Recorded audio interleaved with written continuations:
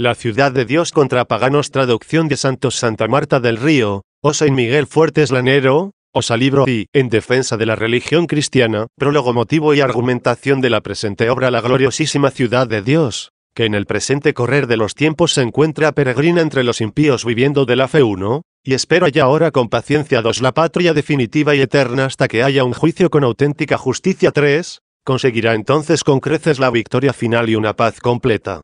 Pues bien, mi querido hijo Marcelino, en la presente obra, emprendida a instancias tuyas, y que te debo por promesa personal mía, me he propuesto defender esta ciudad en contra de aquellos que anteponen los propios dioses a su fundador. Larga y pesada tarea esta. Pero Dios es nuestra ayuda. 4. Soy consciente de la fuerza que necesito para convencer a los soberbios del gran poder de la humildad. Ella es la que logra que su propia excelencia, conseguida no por la hinchazón del orgullo humano, sino por ser don gratuito de la divina gracia, trascienda todas las eminencias pasajeras y vacilantes de la tierra. El rey y fundador de esta ciudad, de la que me he propuesto hablar, declaró en las escrituras de su pueblo el sentido de aquel divino oráculo que dice: Dios resiste a los soberbios, y da su gracia a los humildes. 5. Pero esto mismo, que es privilegio exclusivo de Dios, pretende apropiárselo para sí el espíritu hinchado de soberbia, y le gusta que le digan para alabarle: perdonarás al vencido y abatirás al soberbio. Tampoco hemos de pasar por alto la ciudad terrena, en su afán de ser dueña del mundo, y aun cuando los pueblos se le rinden, ella misma se ve esclava de su propia ambición de dominio. De ello hablaré según lo pide el plan de la presente obra, y mis posibilidades lo permitan. Capítulo I. Los enemigos del nombre de Cristo obtienen el perdón de los bárbaros, por reverencia a Cristo. Durante la devastación de Roma de esta ciudad terrena surgen los enemigos contra quienes hay que defender la ciudad de Dios. Muchos de ellos, apartándose de sus errores impíos, se convierten en moradores bastante laudables de esta ciudad. Otros muchos, en cambio, se están abrasando en un odio tan violento contra ella, y son tan ingratos a los evidentes favores de su Redentor, que este es el día en que no serían capaces de mover su lengua contra esta ciudad, si no fuera porque encontraron en sus lugares sagrados, al huir de las armas enemigas, la salvación de su vida, de la que ahora tanto se enorgullecen. ¿O es que no son enemigos encarnizados de Cristo aquellos romanos a quienes los bárbaros, por respeto a Cristo, les perdonaron la vida? Testigos son de ello los santuarios de los mártires, y las basílicas de los apóstoles, que en aquella devastación de la gran urbe acogieron a cuantos en ella se refugiaron, tanto propios como extraños. Allí se moderaba la furia encarnizada del enemigo. Allí ponía fin el exterminador a su saña. Allí conducían los enemigos, tocados de benignidad, a quienes, fuera de aquellos lugares, habían perdonado la vida, y los aseguraban de las manos de quienes no tenían tal misericordia. Incluso aquellos mismos que en otras partes, al estilo de un enemigo, realizaban matanzas llenas de crueldad, se acercaban a estos lugares en los que estaba vedado lo que por derecho de guerra se permite en otras partes, refrenaban toda la saña de su espada y renunciaban al ansia que tenían de hacer cautivos. De esta manera han escapado multitud de los que ahora desacreditan el cristianismo, y achacan a Cristo las desgracias que tuvo que soportar aquella ciudad. En cambio, el beneficio de perdonárseles la vida por respeto a Cristo no se lo atribuyen a nuestro Cristo, sino a su destino. Deberían más bien, con un poco de juicio, atribuir los sufrimientos y asperezas que les han infligido sus enemigos a la divina providencia, que suele acrisolar y castigar la vida corrompida de los humanos. Ella es quien pone a prueba la rectitud y la vida honrada de los mortales con estos dolores para, una vez probada, pasar la vida mejor, o bien retenerla en esta tierra con otros fines. Pero de hecho los bárbaros, en su ferocidad, les han perdonado la vida, contra el estilo normal de las guerras, por respeto al nombre de Cristo, sea en lugares comunes, sea en los recintos consagrados a su culto, y, para que fuera aún más abundante la compasión, eligieron los más amplios, destinados a reunir multitudes. Este hecho deberían atribuirlo al cristianismo.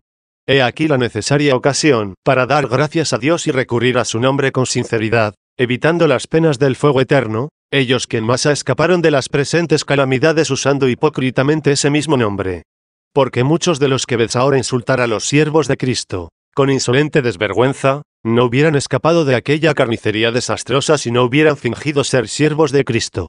Y ahora, oh soberbia desagradecida y despiadada locura, se hacen reos de las eternas tinieblas oponiéndose con perverso corazón a su nombre, nombre al cual un día se acogieron, con labios engañosos, para gozar de la luz temporal.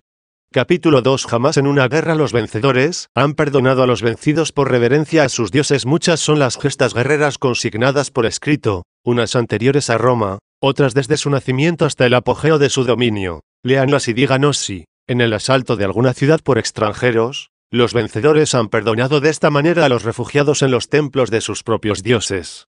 O si se ha dado alguna orden por un caudillo bárbaro para que después del asalto a alguna ciudad no se hiriese a nadie de los encontrados en tal o cual templo. ¿No fue Eneas quien vio a Príamo entre los altares, profanando con su sangre los fuegos que él mismo había consagrado? ¿Y Diomedes y Ulises, después de degollar a la guardia de la ciudadela, no tuvieron el atrevimiento de robar la sagrada imagen y de poner sus ensangrentadas manos en las virgíneas fajas de la diosa? Y, sin embargo, lo que sí que no es cierto, desde aquel instante empezó a aflojar y a desvanecerse la esperanza de los griegos. Porque fue después cuando quedaron victoriosos. Fue después cuando a Troya la destruyeron a sangre y fuego.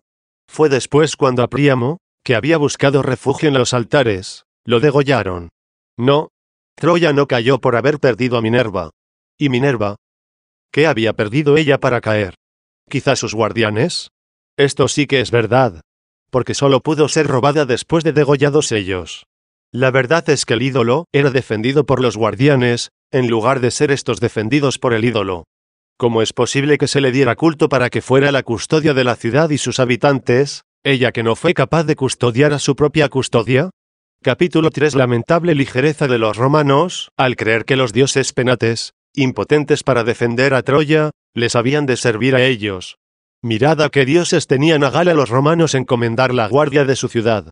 ¡Qué error más lamentable! Y se irritan contra nosotros porque decimos todo esto de sus dioses. Y, en cambio, no se irritan contra sus escritores que lo inventaron, a quienes han podido estudiar a fuerza de dinero, juzgando además a sus maestros muy dignos de salario público y de honores.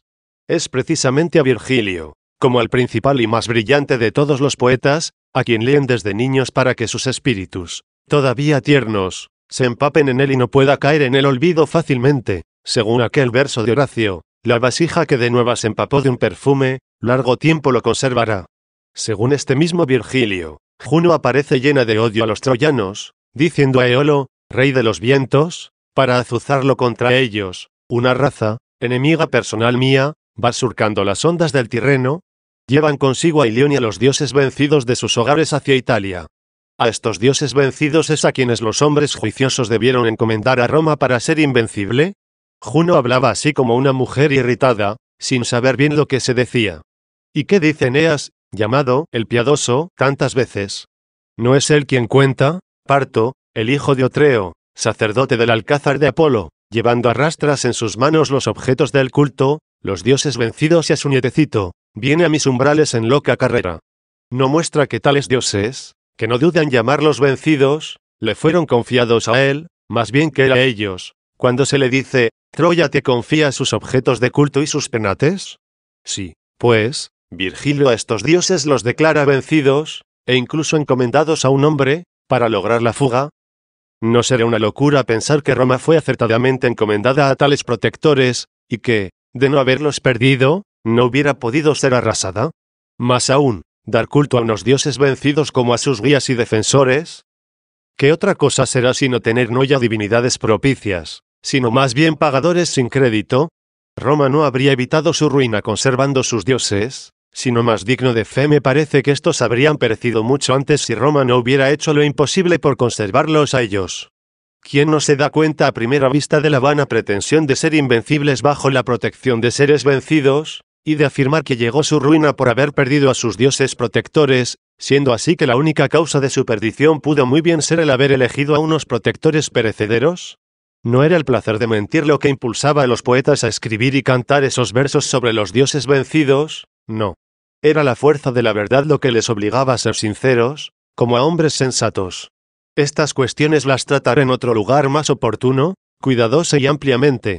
De momento voy a hablar un poco, según el plan trazado y mis posibilidades, de aquellos ingratos que le imputan a Cristo, entre blasfemias, los males que están padeciendo como efecto de la corrupción de su vida. Se les perdonó incluso a ellos, por reverencia a Cristo, y ellos ni siquiera prestan atención a este hecho. Con desenfreno sacrílego y perverso desatan contra este nombre las mismas lenguas que lo usaron con hipocresía para salvar su vida, esas lenguas que frenaron llenos de miedo en los lugares a él consagrados, quedando a salvo y sin peligro al ser respetados de sus enemigos por amor a él. Y luego salen furiosos de estos sagrados asilos vomitando maldiciones contra Cristo. Capítulo 4. El asilo de Juno en Troya no libró de las manos griegas a nadie.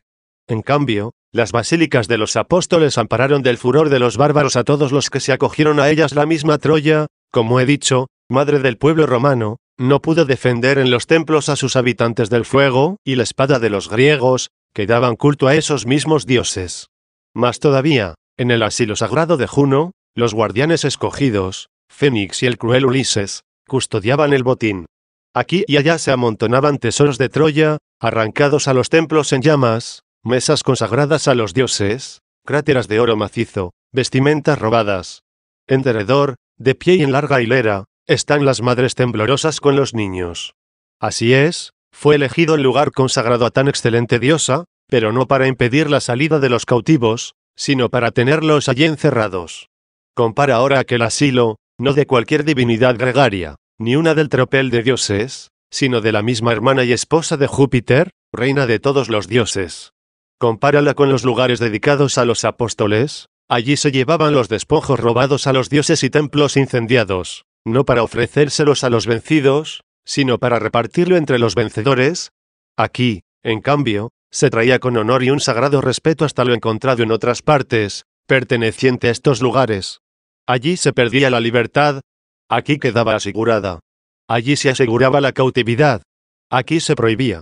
Allí eran encerrados para presa de la ambición de los enemigos. Aquí los enemigos, movidos a compasión, los traían para darles libertad. Aquel templo, en fin, de la diosa Juno lo había escogido la avaricia orgullosa de unos frívolos griegos. En cambio, estas basílicas de Cristo fueron elegidas por la humilde compasión de los bárbaros, incluso inhumanos. A no ser que quizá los griegos, en aquella su victoria, perdonasen los templos de los dioses comunes, y no se atreviesen a herir o hacer cautivos a los infelices y vencidos troyanos, allí refugiados. En tal caso, mentiría Virgilio, al estilo de los poetas. Pero nada de eso. Él mismo nos describe el método usado por los enemigos al devastar las ciudades. Capítulo V. Método generalizado de arrasar los enemigos a las ciudades vencidas.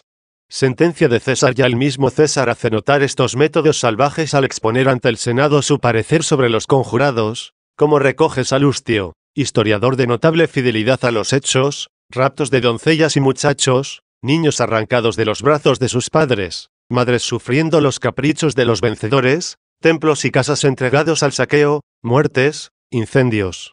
En fin, armas, cadáveres, sangre y lamentos por todas partes. Si en este pasaje hubieran omitido los lugares sagrados, habría fundamento para pensar que los enemigos respetaban de ordinario las moradas de los dioses. Y este trato no lo tenían los templos romanos precisamente de las hordas extranjeras, sino de Catilina y sus secuaces, senadores de la más alta alcurnia y ciudadanos romanos.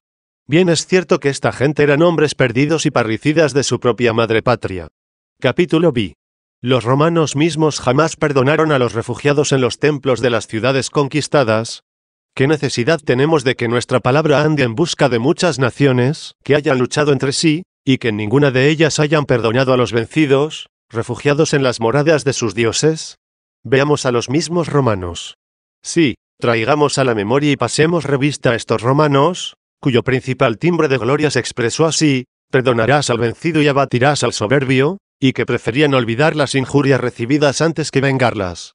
Queremos que se nos diga en qué templos solían hacer excepción para dejar en libertad a los que allí se habían refugiado, en el saqueo de tantas y tan grandes ciudades, asaltadas y tomadas por ellos para extender sus dominios. ¿Será tal vez que obraban así, pero los cronistas de sus hazañas lo iban callando? ¿Cómo iban a pasar por alto unas muestras de tan alta piedad para ellos, quienes andaban a la caza de ocasiones en que poder airear sus alabanzas? Se cuenta del ilustre romano Marco Marcelo, conquistador de la hermosa ciudad de Siracusa, que antes de arruinarla se echó a llorar, corriendo primero sus lágrimas que la sangre de sus moradores. Tomó incluso interés en respetar el pudor, como digno de ser tenido en cuenta con el enemigo. En efecto, antes de ordenar, como vencedor, el asalto de la ciudad dio un edicto prohibiendo hacer violencia corporal a ninguna persona libre. La ciudad, Con todo, fue arrasada, como ocurre en las guerras, y en ninguna parte leemos decreto alguno por el que este caudillo, tan casto y clemente, ordenase dejar ileso a quien hubiera buscado refugio en tal o cual templo. Jamás se hubiera silenciado este hecho, en caso de haber ocurrido, cuando no se han callado sus lágrimas, y la orden de no violar lo más mínimo la decencia.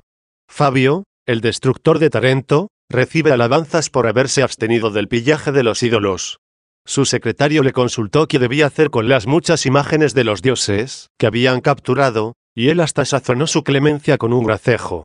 Preguntó cómo eran, y se le contesta que muchas de gran tamaño, e incluso estaban armadas. Dejémosles a los tarentinos, dijo, sus airados dioses. Pues bien, ni el llanto del uno, ni la risa del otro, ni la casta piedad del primero, ni la donosa moderación del segundo, han podido pasar en silencio los historiadores romanos. ¿Cómo, entonces, iban a dejar de consignar el haber perdonado a algún hombre en honor de cualquiera de sus dioses, hasta el punto de prohibir atacarles, o hacer cautivos en sus templos? Capítulo 7. La crudeza en la destrucción de Roma fue producto de la tradición bélica. La clemencia vino de la fuerza del nombre de Cristo. Por consiguiente, cuantas ruinas, degüellos, pillajes, incendios, tormentos se cometieron en la reciente catástrofe de Roma, producto fueron del estilo de las guerras.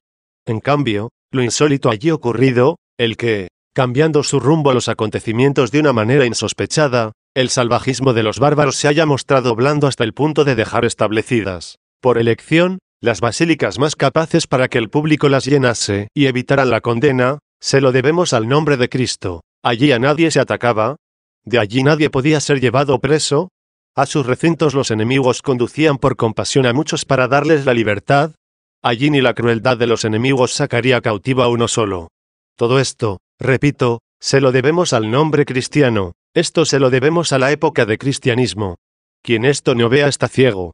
Quien lo vea y no lo alabe es un ingrato. Quien se muestre en contra de quien lo alaba es un mentecato. No quiera Dios que un hombre en sus cabales atribuya estos datos a la fiereza de los bárbaros. Él fue quien a los pechos feroces y sanguinarios los llenó de terror, les fue poniendo freno y los ablandó milagrosamente, cuando mucho tiempo antes había dicho por el profeta, castigaré con vara sus pecados, y a latigazos sus culpas.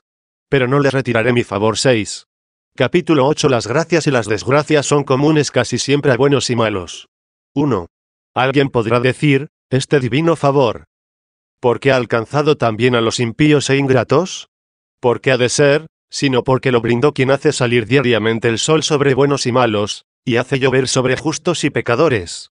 7. Sí, habrá algunos que, cayendo en la cuenta de esto, se corrijan con dolor de su impiedad, y otros que, despreciando, como dice el apóstol, las riquezas de bondad y de tolerancia de Dios, con la dureza de su corazón impenitente están almacenando castigos para el día del castigo, cuando se revele el justo juicio de Dios, que pagará a cada uno según sus obras. 8.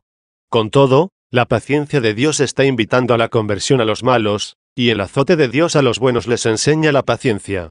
Asimismo, la misericordia de Dios rodea amorosamente a los buenos para animarlos, y la severidad de Dios corrige a los malos para castigarlos.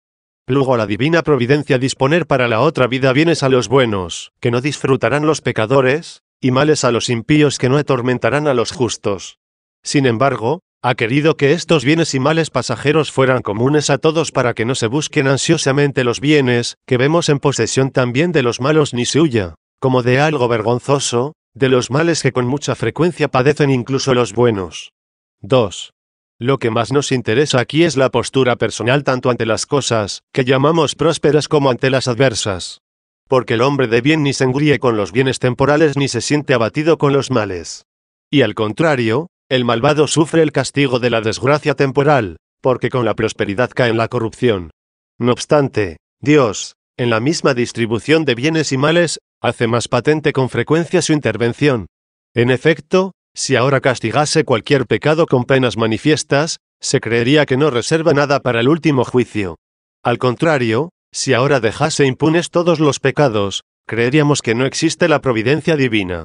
Otro tanto sucede con las cosas prósperas, si Dios no las concediese con abierta generosidad a algunos de cuantos se las piden, diríamos que no son de su jurisdicción, y asimismo, si las concediese a todos cuantos se las piden, llegaríamos a pensar que solo se le debe servir en espera de semejante recompensa. Y un servicio así, lejos de hacernos más santos, nos volvería más ambiciosos, más avaros. Deducimos de aquí que no porque buenos y malos hayan sufrido las mismas pruebas vamos a negar la distinción entre ellos. Bien se compagina la desemejanza de los atribulados con la semejanza de las tribulaciones. Y aunque estén sufriendo el mismo tormento, no por ello son idénticos la virtud y el vicio. Como por un mismo fuego brilla el oro y humea la paja. Como bajo un mismo trillo se tritura la paja y el grano se limpia. Como no se confunde el alpechín con el aceite al ser exprimidos bajo la misma almazara, de igual modo un mismo golpe, cayendo sobre los buenos, los somete a prueba, los purifica, los afina, y condena, arrasa y extermina a los malos. De aquí que, en idénticas pruebas, los malos abominan y blasfeman de Dios. En cambio, le suplican y no cesan de alabarle los buenos. He aquí lo que interesa, no la clase de sufrimientos, sino cómo los sufre cada uno. Agitados con igual movimiento, el cieno despide un hedor insufrible, y el ungüento, una suave fragancia. Capítulo 9. Causas de los castigos que azotan por igual a buenos y malos 1. ¿Qué padecieron los cristianos en aquella catástrofe, que no les sirviera de provecho, si lo consideramos con los ojos de la fe? En primer lugar, pensar con humildad en los pecados por los que Dios, en su indignación, llenó el mundo de tamañas calamidades. Si bien es verdad que se verán lejos de los criminales, de los infames, de los impíos, no se creerán exentos de falta, hasta el punto de juzgarse a sí mismos indignos de sufrir mal temporal alguno por su causa. Hago excepción de que todo el mundo, por muy intachable que sea su vida, concede algo a la concupiscencia carnal, aunque sin llegar a la crueldad del crimen ni al abismo de la infamia o a la perversión de la impiedad. Pero sí a ciertos pecados, quizá raramente cometidos, o quizá tanto más frecuentes cuanto más leves.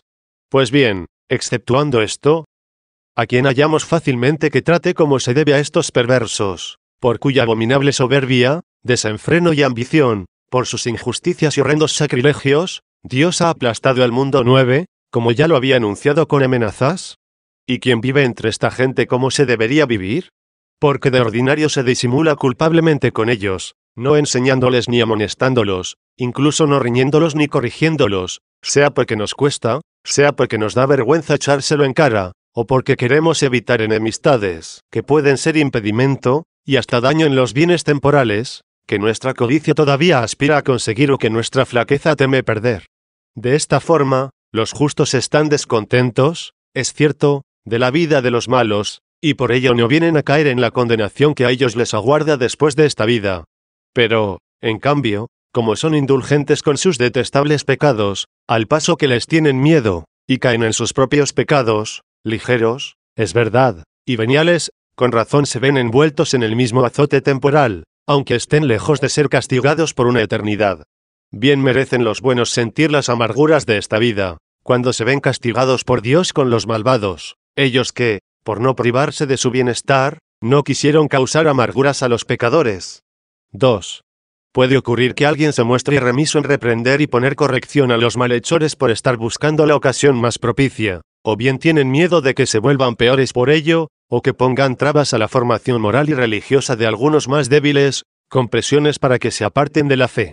Esto no me parece consecuencia de mala inclinación alguna, sino más bien fruto de la caridad. Si son culpables los que viven de una forma distinta y aborrecen la conducta de los pecadores, pero hacen la vista gorda con los pecados ajenos, cuando deberían desaconsejar o reprender.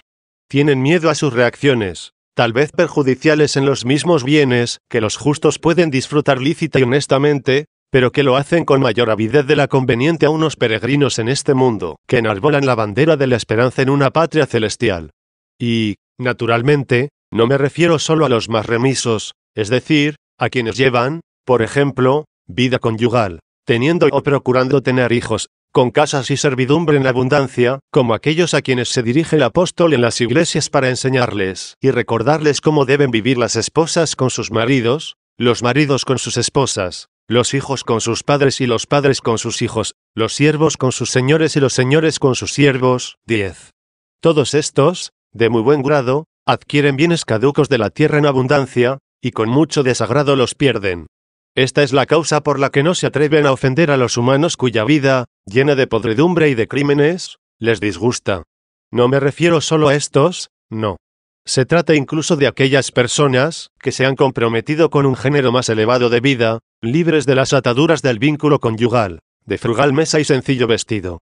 Estos, digo, se abstienen ordinariamente de reprender la conducta de los malvados, temiendo que sus disimuladas venganzas o sus ataques pongan en peligro su fama o seguridad personal. Cierto que no les tienen tanto miedo, hasta el punto de perpetrar acciones parecidas, cediendo a cualquiera de sus amenazas o perversidades. Con todo, evitan reprender esas tropelías, que no cometen en complicidad con ellos, siendo así que algunos cambiarían de conducta con la reprensión. Tienen miedo, si fracasan en su intento, de poner en peligro y de perder la reputación y la vida. Y no porque la crean indispensable para el servicio de enseñar a los demás, no. Es más bien efecto de aquella debilidad morbosa en que cae la lengua, y los juicios humanos cuando se complacen en sus adulaciones, y temen la opinión pública, los tormentos de la carne o la muerte.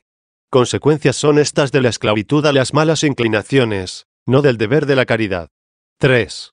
Así que, a mi modo de ver, no es despreciable la razón por la que pasan penalidades malos y buenos juntamente, cuando a Dios le parece bien castigar incluso con penas temporales la corrompida conducta de los hombres. Sufren juntos no porque juntamente lleven una vida depravada, sino porque juntos aman la vida presente. No con la misma intensidad, pero sí juntos. Y los buenos deberían menospreciarla para que los otros, enmendados con la reprensión, alcanzasen la vida eterna.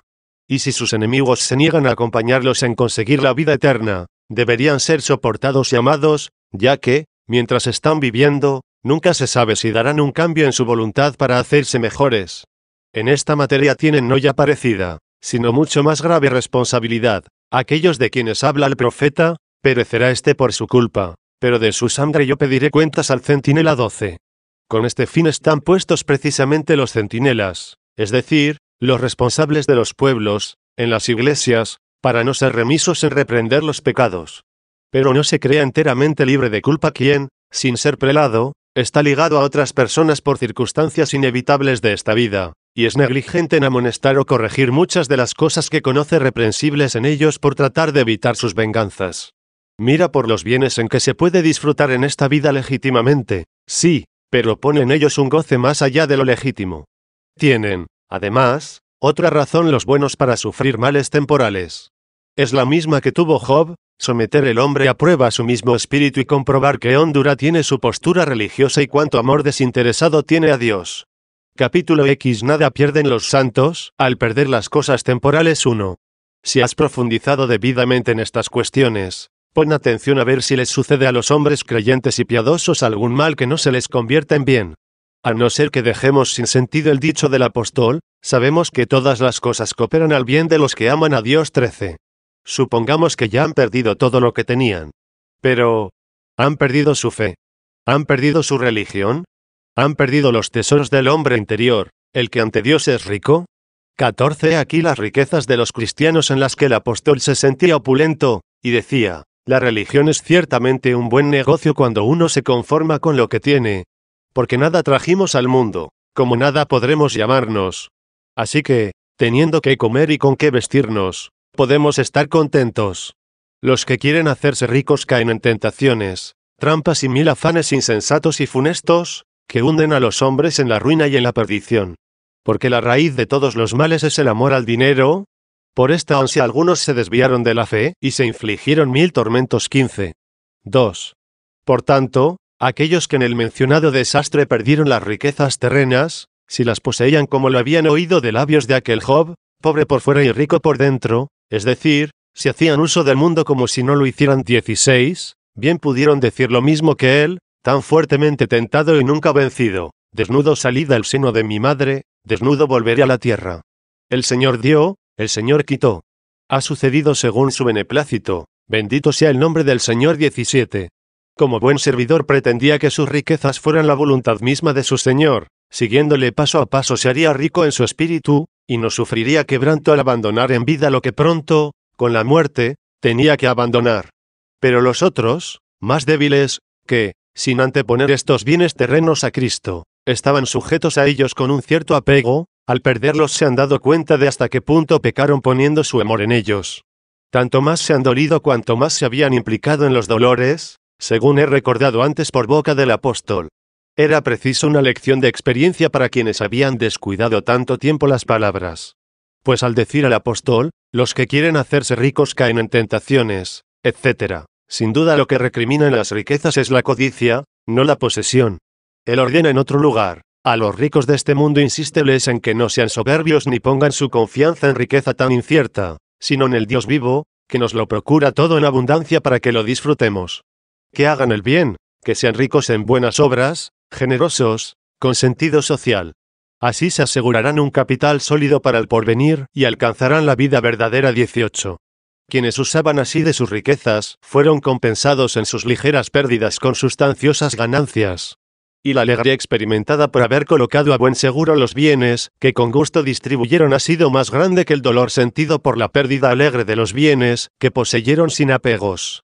Bien está que se hayan perdido en la tierra los tesoros, que por descuido no se trasladaron al cielo. De hecho, los que escucharon esta recomendación del Señor, dejaos de amontonar tesoros en la tierra, donde la polilla y la carcoma los echan a perder, donde los ladrones abren boquetes y roban. En cambio, amontonaos riquezas en el cielo, a donde el ladrón no llega ni la polilla corroe. Porque donde está tu tesoro, allí está también tu corazón. 19. Estos, digo, pudieron experimentar, en tiempo de tribulación, con cuánta cordura obraron al no despreciar las enseñanzas del Maestro más veraz y del más leal e invencible guardián de su tesoro. Son muchos los que se alegraron de haber puesto sus riquezas en lugares no alcanzados, de hecho, por el enemigo. Pero, con cuánta mayor certeza y seguridad han podido alegrarse quienes siguieron la recomendación de su Dios y la trasladaron a donde jamás podrá el enemigo tener acceso. Esta fue la postura de nuestro querido Paulino, obispo de Nola, que de opulento rico se hizo voluntariamente paupérrimo, al tiempo que un acaudalado en santidad. Cuando los bárbaros asolaron a Nola, cayó él en su poder. Y así oraba en su corazón, según hemos sabido después por él mismo: Señor, no sea yo torturado por el oro o la plata. Tú bien sabes dónde tengo yo toda mi fortuna. Sí, tenía toda su fortuna guardada y atesorada donde se lo había indicado él mismo que había anunciado todos estos males al mundo.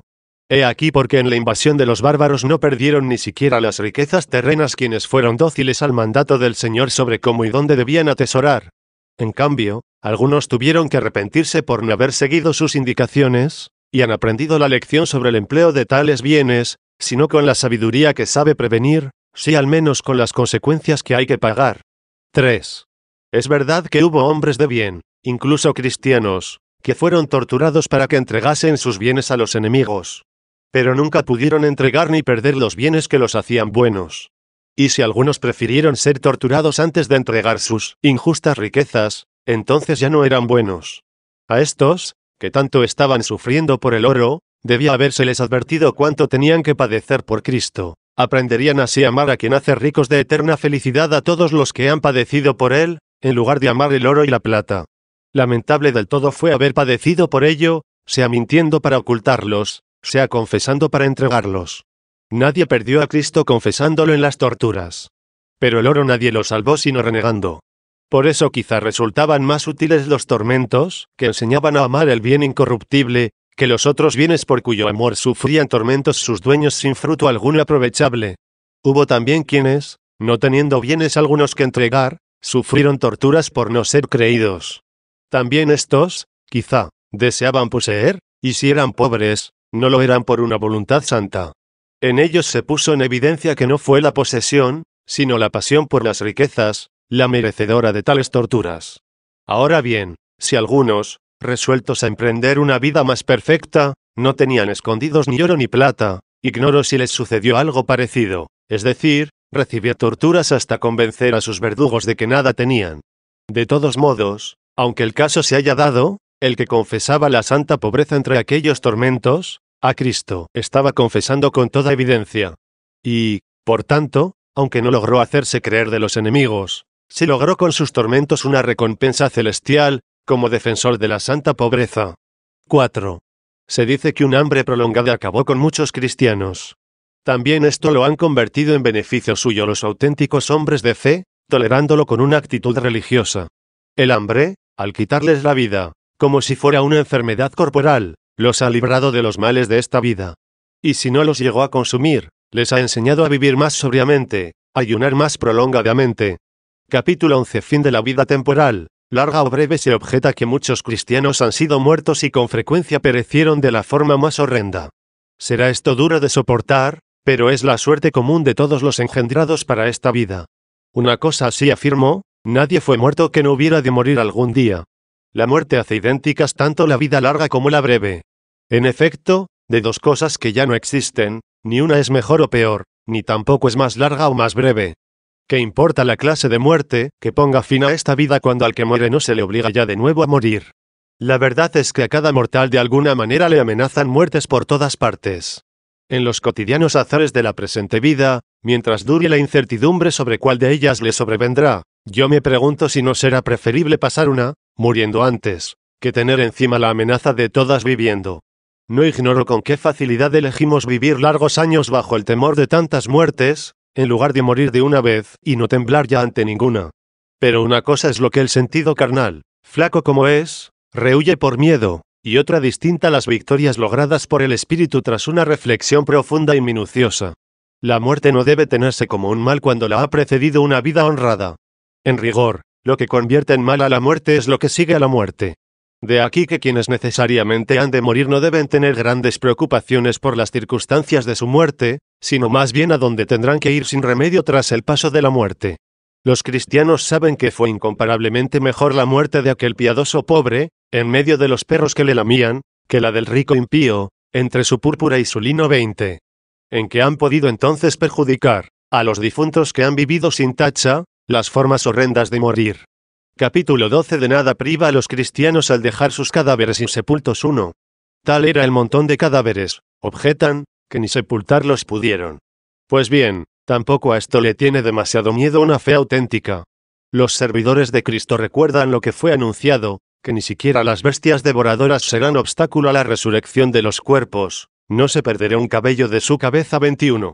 De ningún modo hubiera dicho la verdad, no tengáis miedo a los que matan el cuerpo, y no pueden matar el alma. 22. Si fuera obstáculo para la vida futura lo que se les antojase hacer con sus cuerpos a los enemigos de los caídos, no se empeñará ningún insensato en sostener: antes de morir no debemos tener miedo a quienes matan el cuerpo, pero sí que impidan la sepultura del cadáver. En ese caso sería falso lo que dice Cristo: los que matan el cuerpo, y luego ya no tienen más que hacer. 23. Si pudieran hacer algo tan importante con el cadáver. Lejos de nosotros dudar lo afirmado por la verdad. Dijo, en efecto, que algún daño sí causaban al matar, dado que el cuerpo tiene sensaciones en ese instante. Después ya no tienen nada que hacer, el cadáver está totalmente insensible. A muchos cuerpos de cristianos no se les dio tierra, es verdad. Pero a nadie han logrado expulsar de los espacios del cielo y tierra, llenos como están de la presencia de aquel que conoce de dónde hará surgir, por la resurrección, lo que él mismo creó. Cierto que se dice en el Salmo: echaron los cadáveres de tus siervos en pasto a las aves del cielo, y la carne de tus fieles a las fieras de la tierra. Derramaron su sangre como agua en torno a Jerusalén, y nadie la enterraba. 24.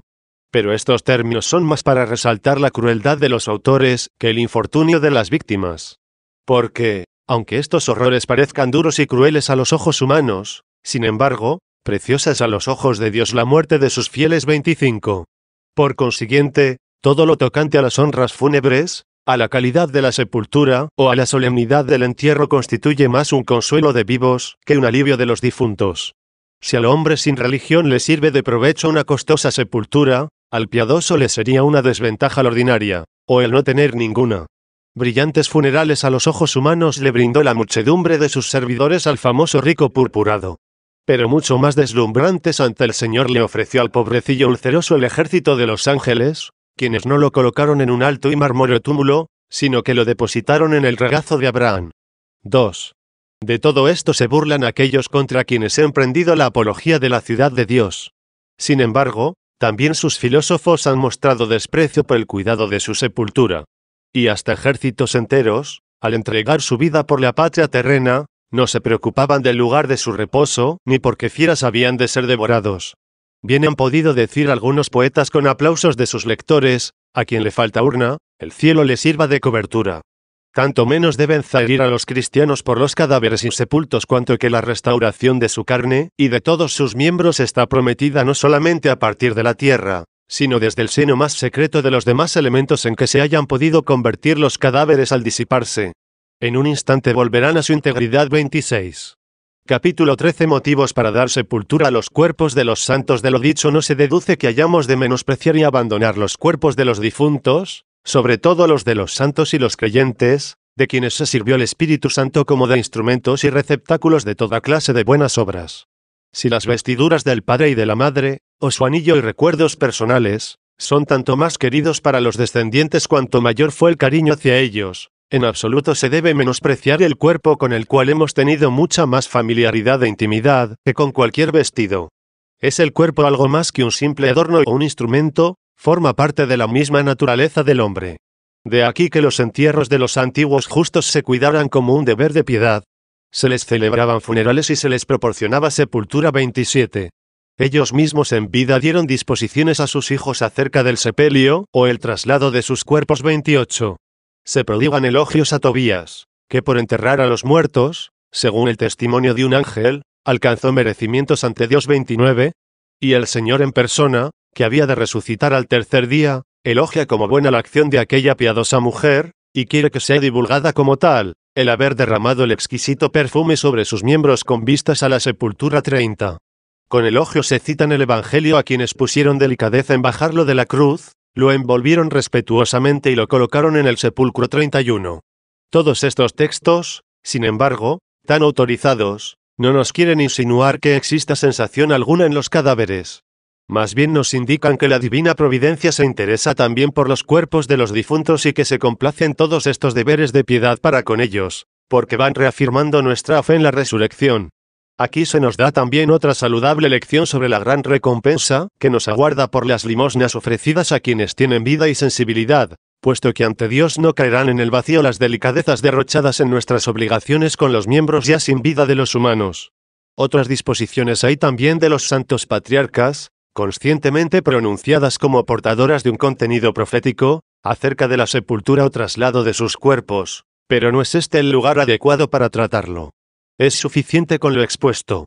En lo referente a los bienes indispensables de los vivos, como pueden ser el alimento y el vestido, si bien es cierto que su falta les causa una grave molestia, así y todo no les hace a los buenos rendirse en su fortaleza ante el sufrimiento, ni les arranca de raíz su religiosidad, sino que la vuelve más fecunda por más experimentada. Cuánto menos han de sentirse desgraciados estos justos si les llegan a faltar los cuidados que se suelen emplear en los funerales y en el entierro de los cuerpos difuntos, estando ya ellos en la paz de las escondidas moradas de los santos. Por eso, cuando en el saqueo de Roma, o de cualquier otra ciudad, les han faltado a los cadáveres de los cristianos estas atenciones, ni fue culpa de los vivos, que no podían hacerlo, ni constituyó una desgracia para los difuntos, que no podían sentirlo. Capítulo 14. Los santos, durante su cautiverio, no carecieron nunca de las divinas consolaciones. Se pone esta objeción: gran número de cristianos fueron conducidos al cautiverio. Del todo lamentable sería si los hubieran logrado conducir a donde no fuesen capaces de encontrar a su Dios. Ahí están las Santas Escrituras, en ellas se encuentra gran consuelo, incluso en medio de tales calamidades. Cautivos estuvieron los 3 jóvenes, cautivo estuvo Daniel y lo estuvieron otros profetas. Y Dios no cesó de ser su consuelo. No abandonó a sus fieles bajo la dominación de una raza, bárbara, sí, pero humana, el que no había abandonado tampoco al profeta dentro de las entrañas de una bestia. 32. Prefieren nuestros adversarios burlarse también de esto antes que creerlo. Pero también ellos, en sus escritos, creen que Arión de Metimna, célebre citarista, arrojado de una nave, fue recibido a lomos de un delfín, alcanzando así la costa. Sí, nuestra narración sobre el profeta Jonás es más increíble. Efectivamente, más increíble cuanto más maravillosa, y tanto más maravillosa cuanto mayor poder muestra. Capítulo 15. El caso de Régulo, un ejemplo de cautividad voluntaria, tolerada por motivos religiosos. No obstante, de nada le sirvió el culto a los dioses uno. Tienen nuestros adversarios, entre sus más relevantes personalidades, un ejemplo magnífico de cautividad voluntaria sufrida por motivos religiosos. Marco Atilio Régulo, general romano, estuvo cautivo de los cartagineses. Estos preferían la devolución de sus propios prisioneros antes que retener en su poder a los cautivos romanos. Envían, pues, a Régulo con sus embajadores a Roma, con objeto, ante todo, de conseguir este canje. pero antes le hacen jurar que si no lo conseguía, debía él volver a Cartago. Allá se fue, y, como estaba persuadido de la desventaja para Roma de este cambio de prisioneros, convenció al Senado para no realizarlo. Terminada su exhortación, nadie de sus compatriotas le obligó a volver al enemigo. Pero como había comprometido su palabra, la cumplió espontáneamente. Los cartagineses le quitaron la vida entre las más refinadas y horrendas torturas, metiéronla en un estrecho cajón, donde por fuerza tenía que estar de pie. En él clavaron agudas puntas por todas partes, de modo que no se pudiera apoyar sin atroces dolores. Así terminaron con él a fuerza de vigilias. Con toda justicia se alaba un valor que sobrepasa tamaño infortunio. Notemos que Régulo había jurado por los dioses, cuya prohibición de darles culto atrajo, dicen, todas estas calamidades al género humano. Ahora bien, si estos dioses, a quienes se daba culto con miras a obtener la prosperidad en la vida presente, han querido o permitido la aplicación de tales penas a quien se mantuvo fiel a su juramento, ¿qué castigos, aún más duros, no habrán podido infligir en su enojo con el reo de perjurio? ¿Y por qué no he de sacar la misma conclusión de ambas hipótesis? Ciertamente, su culto a los dioses llegó hasta el punto de no quedarse en su patria, ni de buscar refugio en lugar alguno. Al contrario, volvió de nuevo, y sin la menor vacilación, a sus enemigos más encarnizados. Todo en virtud de la fidelidad al juramento prestado. ¿Tenía él como beneficiosa para la vida presente esta su resolución? Si es así, se engañaba por completo, al tener como recompensa un tan horrendo desenlace. Su ejemplo nos ha puesto de manifiesto que los dioses de nada sirven a sus devotos en relación con el bienestar temporal. El testimonio lo tenemos en Régulo, a un hombre, entregado a su culto, lo vemos derrotado y conducido cautivo. Y precisamente porque en su conducta no quiso más que ser fiel al juramento hecho en su nombre, fue exterminado con un horrible suplicio, nuevo en su especie y sin precedentes. Supongamos, por otra parte, que el culto a los dioses otorga como recompensa la felicidad de la vida futura. ¿A qué viene levantar contra el cristianismo la calumnia de que le sobrevino a Roma tal desgracia por dejar de dar culto a sus dioses? ¿No podría haber sido tan desgraciada como lo fue el famoso Régulo, aun cuando pusiera el máximo cuidado en honrarlos? Porque nadie tan tercamente se empeñará en sostener la felicidad como segura para una ciudad entera, fiel al culto de sus dioses, mientras no está asegurada para un hombre solo. Es decir, que el poder de sus dioses sea más adecuado para salvar colectividades que individuos. Pero, ¿acaso las colectividades no están formadas de individuos? 2. ¿Podrá arguirse todavía que Marco Régulo, en medio de su cautiverio y de tales tormentos físicos, pudo conservar su felicidad gracias a la virtud de su espíritu? Que busquen entonces una virtud que haga posible la felicidad de una ciudad entera. Es evidente que el bienestar de la ciudad no procede de una fuente distinta que el bienestar del individuo, puesto que la ciudad no es otra cosa que una multitud de hombres en mutua armonía. Ahora no entro en cuestión sobre la naturaleza de la virtud de Régulo. Baste, de momento, dejar claro que este alto ejemplo les obliga a reconocer a los paganos que su culto a los dioses no es con miras a los bienes corporales, o a las cosas externas al hombre. Ahí está Régulo, que prefirió carecer de todas ellas antes que ofender a los dioses en cuyo nombre había jurado. Pero, ¿qué haremos con unos individuos en este dilema? Por un lado se glorían de haber tenido un tan ilustre compatriota, y por otro temen que la ciudad siga su ejemplo. Porque, si no tienen este temor, confiesan que una desgracia parecida a la de Régulo le puede suceder a cualquier ciudad que se esmere en dar culto a los dioses. Y se dejen ya de levantar calumnias contra el cristianismo. Pero volvamos a la cuestión antes surgida acerca de los cristianos hechos cautivos. Al considerar este hecho, guarden silencio ellos, que de aquí toman pie para mofarse, indecentes e imprudentes, de la religión más saludable.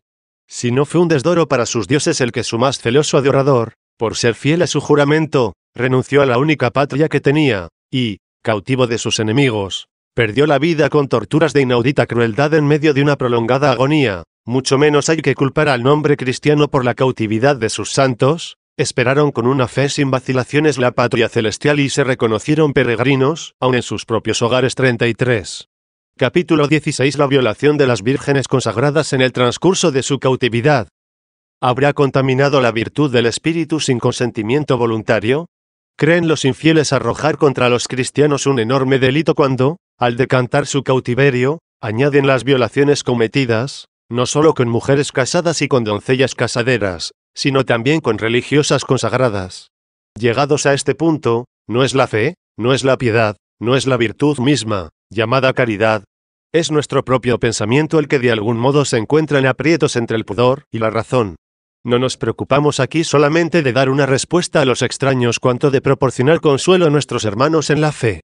Quede bien sentado en primer lugar, que la virtud, norma del bien vivir, da sus órdenes a los miembros corporales desde su sede, el alma, y que el cuerpo se santifica siendo instrumento de una voluntad santa. Si ésta permanece inquebrantable y firme, aunque algún extraño obrase con el cuerpo, o en él a su antojo acciones, que no se podrían evitar sin pecado propio, no hay culpa en la víctima.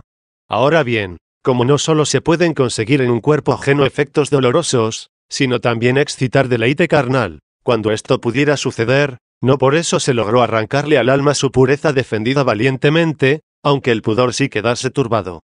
No se vaya a crear consentido por la voluntad más íntima lo que tal vez no ha sucedido sin algún deleite carnal. Capítulo 17. La muerte voluntaria por miedo al dolor o la deshonra. ¿Qué corazón humano se negará a disculpar a las mujeres que se suicidaron para evitar un ultraje de esta clase? Y si alguien quisiera acusar a las restantes de no haberse quitado la vida para evitar con este pecado el delito ajeno, él mismo no se quedará sin la acusación de estupidez. Sabemos que no existe ley alguna que permita quitar la vida, incluso al culpable, por iniciativa privada, y, por tanto, quien se mata a sí mismo es homicida. Y tanto más culpable se hace al suicidarse cuanto más inocente era en la causa que le llevó a la muerte. Concedamos con razón el hecho de Judas. La verdad manifiesta que, al suspenderse de un lazo, más bien aumentó que expió la felonía de su traición.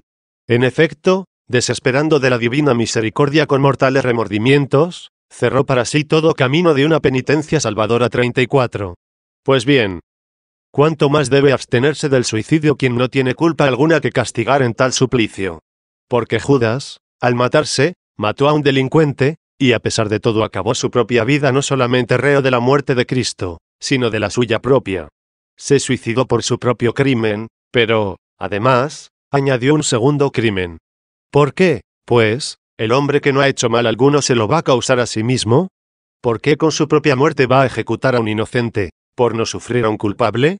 ¿Va a cometer en su persona un pecado, para evitar que en ella se cometa otro ajeno? Capítulo 18. La violencia y la pasión carnal ajenas, sufridas en el cuerpo de la víctima contra su voluntad. 1. Se tienen miedo, sin duda, de que a uno le mancille la pasión carnal, incluso ajena. Nunca le mancillará si es ajena, y si le mancilla, no será ajena. Pero la pureza es una virtud del espíritu, y tiene por compañera la fortaleza, que le da coraje para aguantar cualesquiera males antes que consentir el mal. Por otra parte, nadie, por paciente y pudoroso que sea, tiene en su mano el disponer de su propia carne, únicamente es dueño de consentir o de rechazar en su espíritu. Según esto, ¿admitirá algún hombre de sano juicio que se pierde la castidad si se da el caso de que en su propia carne, tomada por la fuerza, tienen lugar actos, incluso consumados, de una pasión carnal extraña? Si por esta razón fenece la pureza, entonces ya no es una virtud del espíritu, y no formaría parte de aquellos bienes que constituyen una conducta intachable. Se la contaría solamente entre los bienes del cuerpo, tales como el vigor, la belleza, la buena salud y otros por el estilo. Estas cualidades, aunque llegaran a disminuir, de ninguna manera menguarían la honradez y la justicia de una vida. Si la castidad fuera un bien de este orden, ¿a qué viene el esforzarse para no perderla hasta con peligro del cuerpo? Pero si es un bien del espíritu, no se pierde ni aun con la violencia del cuerpo. Más aún, cuando la santa continencia resiste el asalto impuro de las concupiscencias carnales, hasta el mismo cuerpo queda santificado. Si persiste en una decisión sin fisuras de no ceder a sus solicitudes, no se mengua la santidad ni siquiera del cuerpo, puesto que sigue en pie la voluntad y, en cuanto está de su parte, también la posibilidad de utilizarlo santamente. 2. No se crea que el cuerpo es santo porque conserva la integridad de sus miembros, o la exención de todo contacto físico, dado que por diversas causas pueden sufrir atentados o violencias. Los médicos, a veces, por razones de salud, practican actos que repugnarían a la vista. Parece ser que una comadre, en la comprobación de la integridad de una doncella con la mano, sea por mala voluntad, sea por impericia o accidentalmente, se la destruyó en esta inspección. No creo a nadie de tan poco seso como para pensar en alguna mengua de santidad en tal doncella, incluso de la corporal, aunque haya perdido la integridad de esa parte. Cuando el espíritu se conserva firme en el propósito que le ha merecido la santificación incluso corporal, no se le arrebata la violencia pasional ajena. Está muy custodiada por la propia continencia. Supongamos, por el contrario, que una mujer, interiormente corrompida, viola la promesa hecha a Dios y se va a buscar a su seductor para entregarse a la pasión viciosa. Diremos que conserva, mientras va de camino todavía, la santidad corporal, habiendo perdido y destrozado la santidad de su espíritu, que hacía santo al cuerpo. Lejos de nosotros semejante error. Saquemos más bien de lo dicho la siguiente conclusión: la santidad del cuerpo, aun en el caso de violencia, no se pierde si permanece la santidad del espíritu, y al revés, desaparece, aunque el cuerpo quede intacto, si se pierde la santidad del espíritu. Se deduce de aquí que no hay razón alguna para castigarse a sí misma con el suicidio la mujer profanada violentamente y víctima de un pecado ajeno. Mucho menos si es antes de la agresión. Porque vamos a consentir un homicidio cierto, cuando aún es incierto el delito mismo, por más que sea ajeno. Capítulo 19. El caso de Lucrecia, suicidada por la deshonra en ella cometida. 1. Hemos expuesto que, cuando se da opresión corporal sin que haya cambiado hacia el mal, en lo más íntimo, la resolución de mantener la castidad, la torpeza recae únicamente sobre quien logró satisfacer la pasión carnal con violencia, nunca sobre quien cayó, contra su voluntad, bajo la violencia pasional. Tendrán la osadía de contradecir un tan evidente raciocinio estos individuos, en contra de los cuales salimos en defensa de la santidad corporal y espiritual de las mujeres cristianas violentadas en el cautiverio. Son ellos quienes ponen por las nubes la castidad de Lucrecia, noble matrona de la antigua Roma. El hijo del rey Tarquinio hizo presa lasciva en su cuerpo con violencia. Ella delató este crimen del desvergonzado joven a su marido, Colatino, y a Bruto, pariente suyo, ambos del más alto rango y valor, haciéndoles prometer venganza. Luego, incapaz de soportar la amargura de un tal deshonor cometido en su persona, se quitó la vida. ¿Qué diremos ante este caso? ¿Qué veredicto le damos? ¿Es adúltera o casta? ¿Merecerá la pena gastar energías en esta discusión? Con toda elegancia y exactitud dijo un declamador: ¡oh maravilla! 2 hubo, y solo uno cometió adulterio. Afirmación espléndida y justísima. Tiene en cuenta, en la unión de los dos cuerpos, el sucio apetito de uno y la más casta voluntad de la otra. Se fija no en cuánto se han unido los miembros corporales, sino cuánto se han separado las intenciones.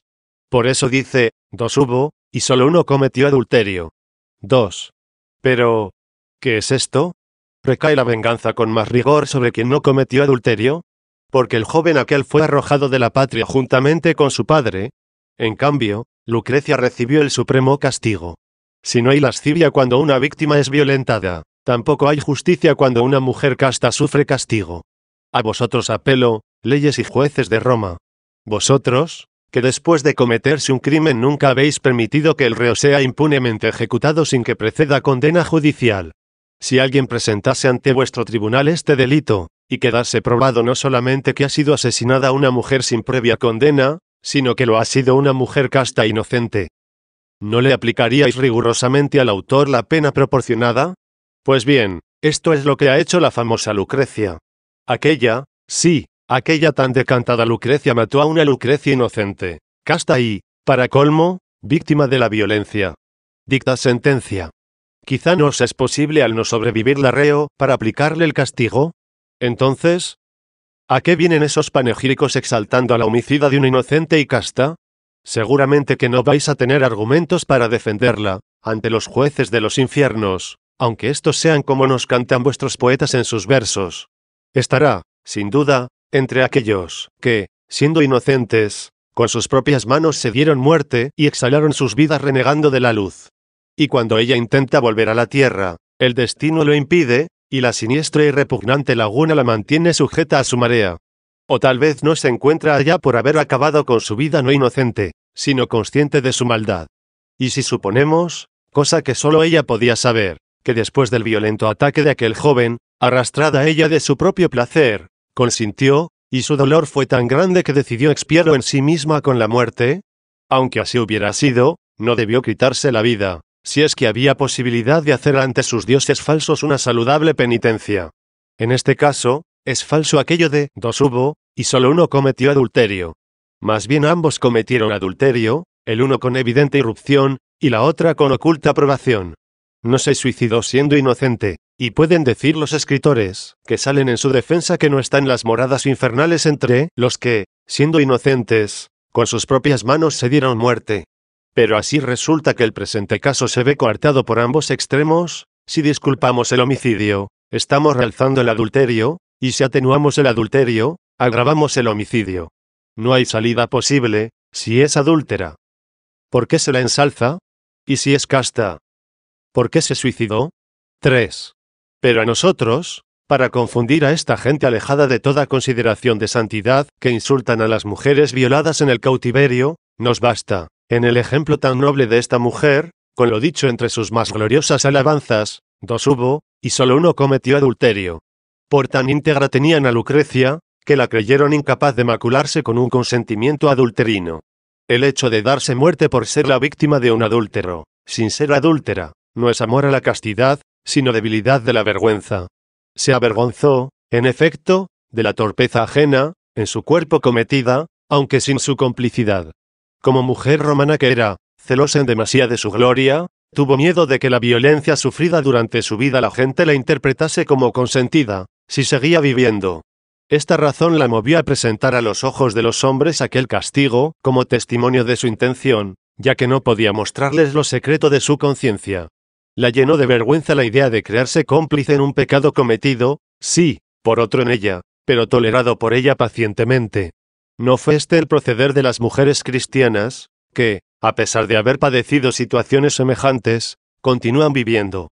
No tomaron en sí mismas venganza de un pecado ajeno para no añadir su propio delito. Esto hubiera sucedido si los enemigos, cometiendo violaciones y dando rienda suelta en sus cuerpos a las pasiones bajas, ellas, por vergüenza, hubiesen cometido homicidio en sí mismas. Tienen, ciertamente, en lo íntimo de su ser, la gloria de la castidad y el testimonio de su conciencia. Lo tienen a los ojos de Dios, y no buscan nada más.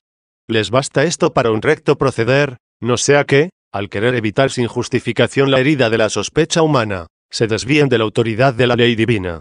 Capítulo 20. No existe potestad alguna capaz de autorizar a los cristianos el quitarse la vida. Resulta imposible encontrar en los santos libros canónicos pasaje alguno donde se preceptúe o se permita el inferirnos la muerte a nosotros mismos, sea para liberarnos o evitar algún mal, sea incluso para conseguir la inmortalidad misma.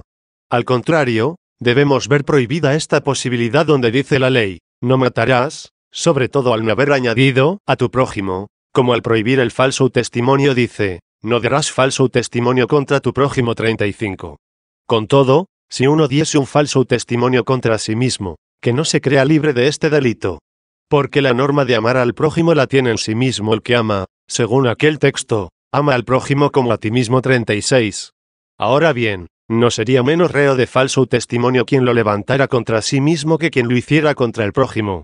Pero sí, en el precepto que prohíbe el testimonio falso, esta prohibición se limita solo al prójimo, y en una visión equivocada alguien puede entender que le está permitido presentarse como falso testigo contra sí mismo.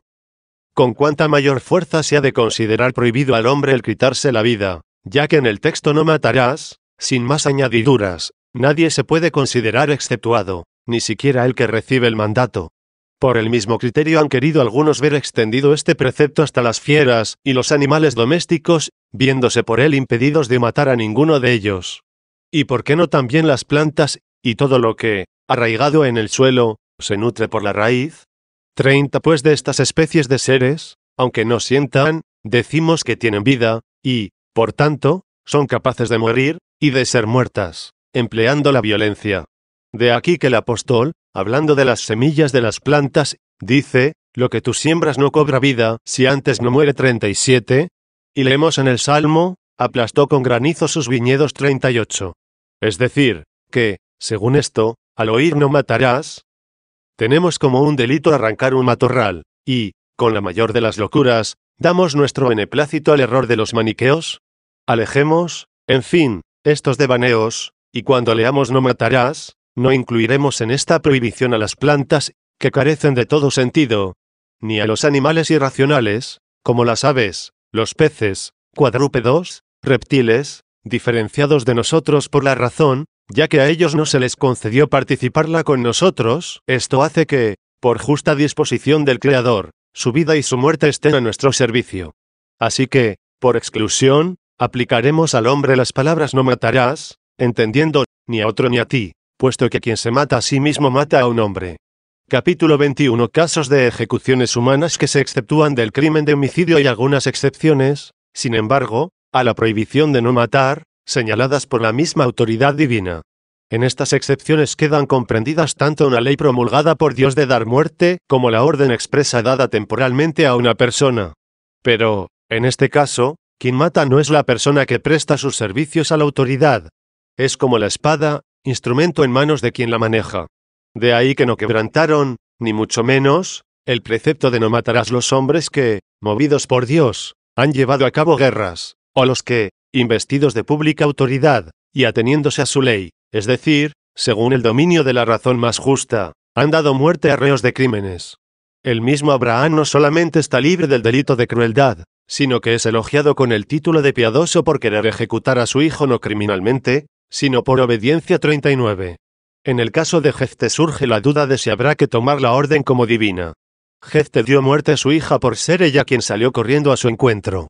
En efecto, él había hecho voto de inmolar a Dios lo primero que le saliese al encuentro a su vuelta victoriosa de la batalla 40.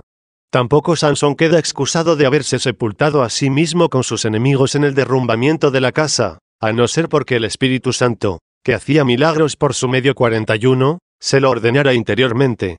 Pues bien, fuera de estos casos, en los que se da la orden de matar, sea de forma general por una ley justa, sea de un modo particular por la misma fuente de la justicia, Dios, el que mate a un hombre, trátese de sí mismo o de otro cualquiera, contrae crimen de homicidio. Capítulo 22. La muerte voluntaria nada tiene que ver con la fortaleza de ánimo. 1. Todos los que han cometido consigo mismos este crimen tal vez sean dignos de admiración por su fortaleza de ánimo, mas no por la cordura de su sabiduría. Aunque razonado con más detención, ni siquiera fortaleza de ánimo la podemos llamar, porque se han dado la muerte al no poder soportar una situación dolorosa o pecados de otras personas. Más bien nos encontramos aquí con un alma débil, incapaz de soportar la dura servidumbre de su cuerpo, o la opinión necia de la gente. Mucho más esforzado debemos llamar al ánimo dispuesto a pasar una vida penosa, antes que huir de ella, fiado en la certeza de una conciencia limpia, así como a despreciar la opinión de los hombres, máxime del vulgo, que casi siempre está envuelta en la sombra del error. Si un hombre se convierte en esforzado de ánimo cuando se produce a sí mismo la muerte, es obligatorio incluir en ellos a Teón Broto. Dicen que tras la lectura de un libro de Platón, en el que se trataba de la inmortalidad del alma, se arrojó desde un muro, pasando así de esta vida a aquella, que él creía mejor.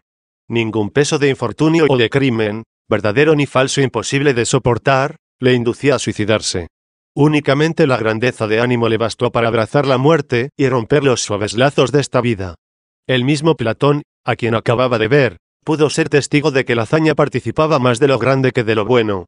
Sin lugar a dudas, él mismo lo habría realizado en primer lugar, y por encima de todo, incluso lo habría ordenado.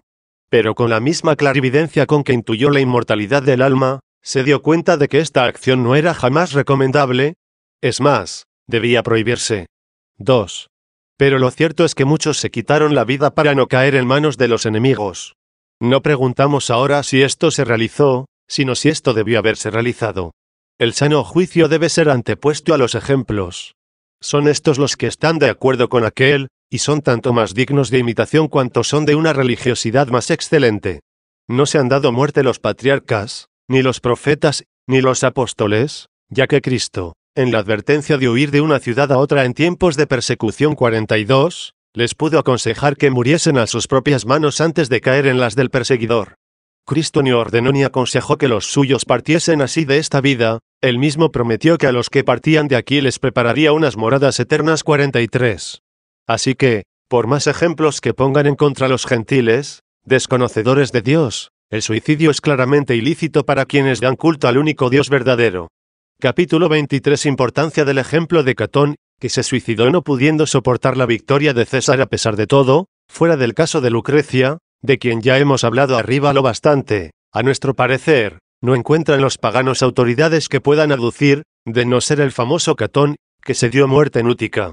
Y no porque falten otros que hayan realizado esto mismo, sino por la fama que tenía de hombre sabio y honrado, hasta el punto de creer fundadamente que se le ha podido o se le puede imitar en este punto con rectitud de conciencia. ¿Qué voy a decir yo como lo más relevante de esta acción? Que sus amigos, algunos de ellos hombres cultos, le disuadían con toda prudencia de consumar el suicidio, y opinaban que su hazaña más bien era propia de un espíritu cobarde que valeroso al quedar patente en ella que no se trataba del honor, que pretende evitar la deshonra, sino de la debilidad que no es capaz de soportar la adversidad. Así pensó el mismo Catón con respecto a su hijo muy querido. ¿Y si era vergonzoso vivir humillado por la victoria de César? ¿Por qué se convierte él en provocador de una tal vergüenza para su hijo, mandándole que lo espere todo de la benignidad de César? ¿Por qué no le arrastró consigo a la muerte? Y si Torcuato ejecutó a su hijo con general aplauso, aquel hijo que, en contra de sus órdenes, luchó contra el enemigo quedando incluso victorioso. ¿Cómo es que Catón, que no se perdonó a sí mismo, vencido él, perdonó a su hijo también vencido? ¿Era acaso más deshonroso quedar vencedor en contra del mandato que soportarlo en contra del honor? Catón no ha tenido por deshonroso vivir sometido al vencedor César. En ese caso, lo habría liberado de tal deshonra con su espada paterna. Entonces, ¿por qué?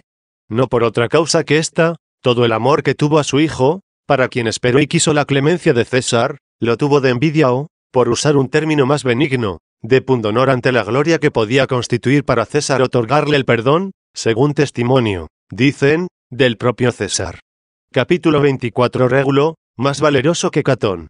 Los cristianos superan a ambos, no quieren nuestros adversarios, que por encima de Catón pongamos al santo varón Job, que prefirió sufrir tan horrendos males en su carne antes que librarse de todos sus tormentos infiriéndose la muerte, ni tampoco a otros santos, que, según el testimonio de nuestras escrituras, de tanto peso por su gran autoridad y dignas de todo crédito, eligieron soportar la cautividad o la tiranía del enemigo antes que proporcionarse la muerte a sí mismos. Yo, por sus escritos, prefiero a Marco Régulo antes que a Marco Catón. En efecto, Catón no había nunca vencido a César, y, una vez vencido por él, le pareció indigno someterse. Para evitarlo, eligió quitarse la vida. Régulo, por el contrario, tenía vencidos ya a los cartagineses. Como buen romano que era, había conquistado para Roma, siendo general, una victoria no luctuosa para sus compatriotas, sino gloriosa sobre sus enemigos. Vencido por ellos más tarde, prefirió sufrirlos como su esclavo antes que librarse de ellos con la muerte. De este modo conservó bajo la opresión de los cartagineses la entereza, y por amor de los romanos la constancia, no sustrayendo su cuerpo vencido a los enemigos, ni su ánimo invicto a sus compatriotas. Por otra parte, el hecho de no querer suicidarse no fue por amor a esta vida. Prueba de ello es que, para cumplir el juramento hecho, embarcó, sin vacilar un momento, rumbo a los mismos enemigos, ofendidos más gravemente por su discurso ante el Senado que por las armas en la guerra. Consiguientemente, un tan ilustre despreciador de esta vida, al elegir el fin de sus días a manos de sus encarnizados enemigos entre sabe Dios qué tormentos antes que causarse la muerte, tuvo por un gran crimen, sin género de dudas, el producirse el hombre a sí mismo la muerte. Entre todos sus hombres honorables e ilustres por su intachable proceder, los romanos no nos muestran otro mejor, ni con la prosperidad cayó en la corrupción, puesto que vivió paupérrimo a pesar de haber logrado una tan alta victoria, ni tampoco cayó en el abatimiento con la desgracia, puesto que volvió intrépido hacia tamañas torturas. He aquí como los más valientes y famosos defensores de la patria terrena adoraban sin hipocresía a los dioses, y, aunque falsos, juraban por ellos con toda sinceridad. Pues bien, estos, que en virtud del derecho de guerra y por costumbre tenían la potestad de inmolar a sus enemigos vencidos, encontrándose ellos en esta situación, no quisieron inmolarse a sí mismos. Sin ningún miedo a la muerte, prefirieron soportarlos como dueños de sus vidas antes que causarse la muerte. Con cuánta mayor razón los cristianos, adoradores del Dios verdadero y que aspiran a una patria celeste, han de contenerse ante el delito de homicidio, si una disposición divina los pone temporalmente bajo el yugo de los enemigos, con objeto de probarlos o corregirlos. Además, no los abandona en una tal humillación él, que, siendo el Altísimo, por ellos tanto se humilló. Y ninguna potestad o derecho militar obliga a los cristianos a aniquilar al enemigo vencido. ¿Cómo es que un error tan funesto se ha deslizado en el hombre, que le lleva al suicidio, bien porque un enemigo ha pecado contra él, bien para evitarlo cuando no se atreve a matar al enemigo, que ya ha pecado o que se dispone a pecar? Capítulo 25 No se debe cometer un pecado, para evitar otro con todo, sigan diciendo, es de temer que el cuerpo, presa de la pasión de un agresor, induzca al alma a consentir en el pecado por un atractivo deleite, y esto hay que evitarlo. Así que no ya por un pecado ajeno, sino por el propio, hay obligación de matarse antes de cometerlo. No, de ninguna manera un alma, sujeta más a Dios y a su sabiduría, que al cuerpo y a su concupiscencia, consentirá en el placer carnal propio, excitado por el ajeno. Al contrario, si el procurarse el hombre su muerte es un detestable delito y un crimen abominable, como lo proclama la verdad manifiestamente, ¿quién, en su desatino, llegará a decir, vamos a pecar ahora, no sea que pequemos después? Cometamos ahora un homicidio, no sea que después caigamos en adulterio? Pero supongamos que la perversidad llegase hasta el punto de elegir el pecado en lugar de la inocencia. ¿No es mayor la incertidumbre sobre un adulterio futuro que la certeza de un homicidio presente? ¿No sería preferible cometer un desorden reparable por la penitencia antes que un crimen al que no se le deja lugar a un saludable arrepentimiento? Digo esto refiriéndome a aquellos o aquellas que para evitar no ya un pecado ajeno, sino al propio, y temiendo el consentimiento de su propia lujuria, excitada por la de otro, cree obligado a herirse de muerte a sí mismo. Por lo demás, lejos de un cristiano que se fía de su Dios y que se apoya en su auxilio, poniendo en él toda su esperanza. Lejos, digo, el pensar que una tal alma se rinda a los deleites carnales, sean los que sean, hasta consentir en un pecado torpe. Y si todavía esa rebeldía lujuriosa que habita en los miembros destinados a la muerte se mueve como por propia ley, al margen de nuestra voluntad, ¿cuánto más sucederá esto sin culpa en el cuerpo de quien no consiente, puesto que sin culpa sucede, por ejemplo, en el cuerpo de un dormido?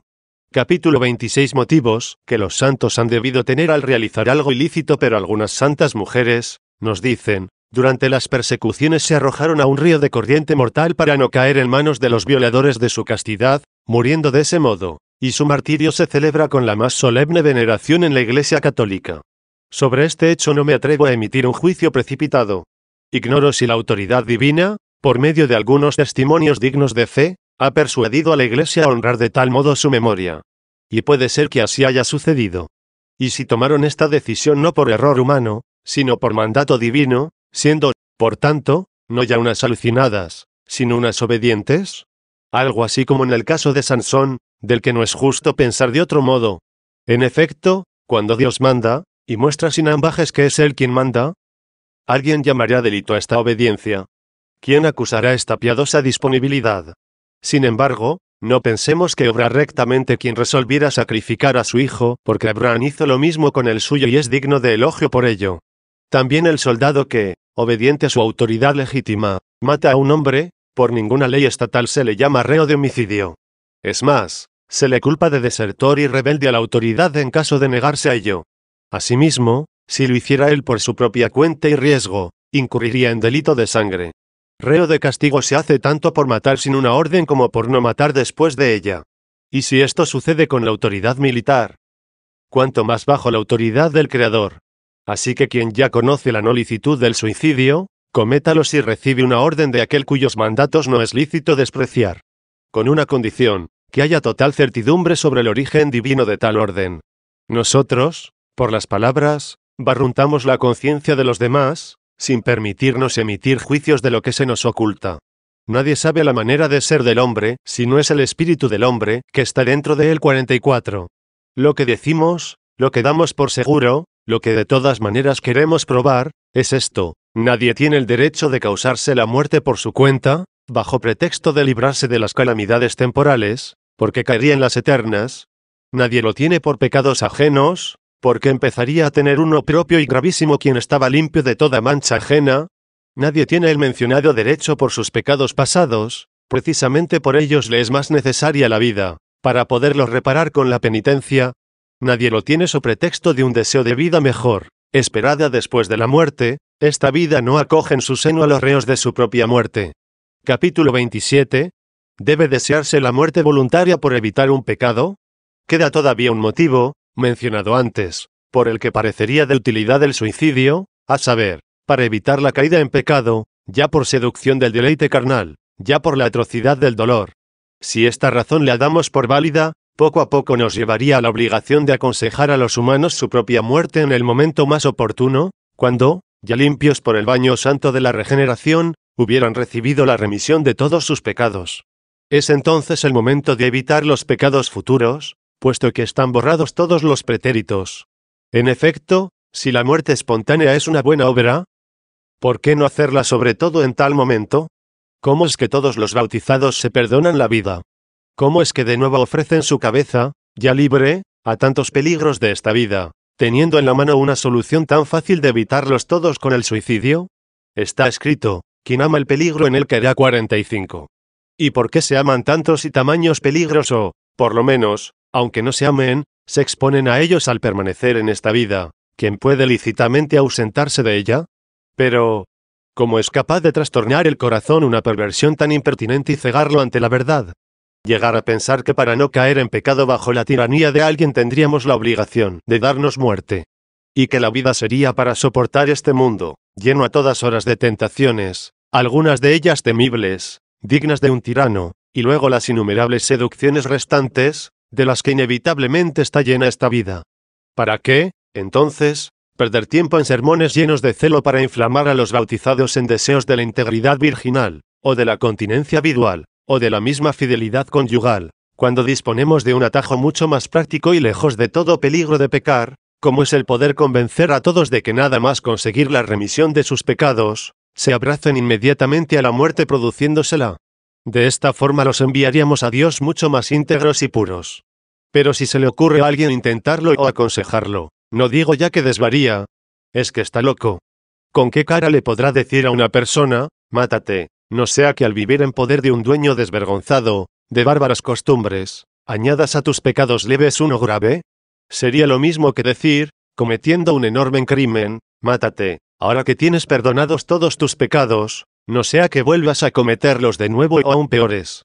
¿No ves que vives en un mundo lisonjero, con tantos placeres impuros, enloquecido con tantas crueldades nefandas, hostil con tantos errores y terrores? Y puesto que hablar así es una inmoralidad, inmoral es el suicidio. Porque si se pudiera dar alguna razón justa para perpetrarlo voluntariamente, sin lugar a dudas que esta citada sería la más justa de todas. Pero como ni siquiera esta es justa, ninguna razón lo es. Capítulo 28. Razones de Dios al permitir que la lujuria del enemigo pecase contra los cuerpos de las vírgenes. 1. No sintáis fastidio de vuestra vida, fieles a Cristo, si vuestra castidad llegó a ser la burla del enemigo. Tenéis motivos de una grande y auténtica consolación, si mantenéis la convicción firme de no haber participado en los pecados cometidos, por permisión, contra vosotros. Pero podéis preguntar el porqué de esta permisión. He aquí la respuesta. Qué profunda es la providencia del Creador y Gobernador del mundo. Qué insondables son sus decisiones, y qué irrastreables sus caminos. 46. No obstante, interrogaos sinceramente desde el fondo de vuestra alma, a ver si tal vez no os habéis engreído, con aires de superioridad, del don de vuestra integridad, o de vuestra continencia vidual o de vuestro pudor conyugal, y a ver si, llevadas por el halago de las alabanzas, no habéis tenido envidia en este punto de algunas otras mujeres. No pretendo ser acusador de lo que ignoro ni he oído tampoco la respuesta que os da el corazón a estas preguntas. Pero si responde afirmativamente, no os maravilléis de haber perdido aquello con lo que pretendíais suscitar la admiración de los humanos, y de haberos quedado con lo que ellos ya no pueden admirar. Si no habéis prestado vuestro consentimiento a los que estaban pecando, es que el auxilio divino prestó ayuda a la divina gracia para no perderla, y el oprobio humano sucedió a la humana gloria para no amarla. En ambos casos, consolaos, mujeres atemorizadas, allá fuisteis probadas, aquí castigadas, allá fuisteis santificadas, aquí corregidas. Aquellas, por el contrario, que después de interrogar a su corazón pueden responderse que nunca se han enorgullecido de la excelencia de la virginidad, o de la viudez casta o del recato conyugal. 47, sino que, atraídas más bien por lo humilde, se han alegrado con temblor de este don divino, sin envidiar en nadie la excelencia de una santidad y castidad iguales. Antes bien, dejando a un lado la humana alabanza, que tanto más suele prodigarse cuando la virtud alabada es más infrecuente, han optado por crecer en número, más que por sobresalir un grupo reducido de ellas.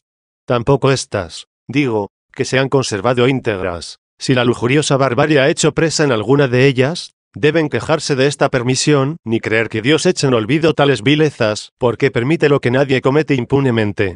Por cierto que a algunos, como si fueran lastres de los depravados apetitos, se les deja rienda suelta por un juicio divino, oculto en el tiempo presente, pero quedando reservados para el último y público juicio.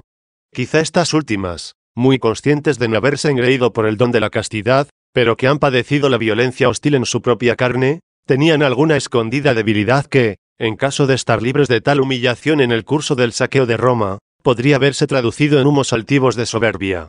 Así como algunos fueron arrebatados por la muerte para que la maldad no pervirtiera su inteligencia. 48. Así en alguna de estas mujeres se le arrebató un tanto de su honor por la violencia para que su situación ventajosa no ocasionara la perversión de su modestia. Así que tanto a unos, que ya se enorgullecían por no haber sufrido en su carne ningún contacto obsceno, como a las otras, que se podían tal vez enorgullecer si no llegan a sufrir el atropello brutal de los enemigos, a ninguna se le arrebató la castidad, sino que se les inculcó la humildad. A las primeras se les curó la hinchazón latente. A las segundas se las preservó de una hinchazón inminente. 2. No hay tampoco por qué pasar por alto otro punto. Varias de las víctimas de la violencia han considerado quizá la continencia como uno más de los bienes corporales, se conservaría solamente si el cuerpo quedara libre de todo contacto carnal, en lugar de residir en la sola fortaleza de la voluntad, ayudada por Dios, santificando así no solo el espíritu, sino también el cuerpo. Por otra parte, este don, en su parecer, no sería de tal categoría que hiciera imposible arrebatárselo a nadie en contra de su voluntad. Supongo que se habrán visto libres de tal error. Cuando piensan con qué sinceridad han servido a Dios. Cuando con una fe inconmovible están convencidas de que, a los que así le sirven y le suplican, Dios no los puede en manera alguna dejar abandonados. Cuando están seguras de lo mucho que a Dios le agrada la castidad. Cuando todo esto, digo, se mantiene en ellas, claramente deducen una conclusión: Dios no puede permitir jamás que sucedan estos acontecimientos con sus santos si con ello corre peligro de desaparecer la santidad que Él les confirió y que en ellos continúa amando.